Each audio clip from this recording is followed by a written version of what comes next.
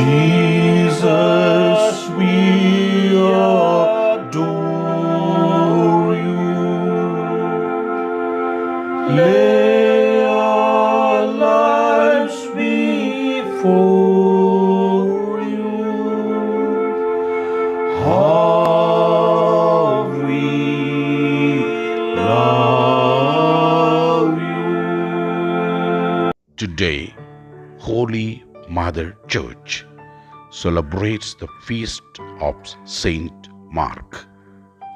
God chose Saint Mark to be the messenger for Christ. He was able to bring good news to the people through his life. Lord Jesus, as we celebrate his feast, help us that we may become good news by our deeds and words. Thank you, Lord, for your presence in this Holy Eucharist. In the first reading, we see that Saint Paul was proclaiming the good news to the people, and Mark was with him to help Saint Paul. When we are in the presence of the Lord, when we are able to understand the grace of God, we will be able to stand for Christ in our life.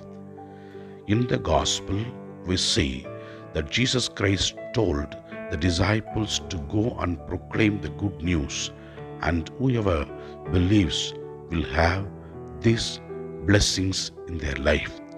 They will be able to cast out demons. They will be able to speak in tongues.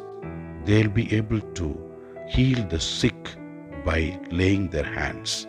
And we know that the disciples went all over the world and proclaimed God's message to the people. Today, we are called to do the same.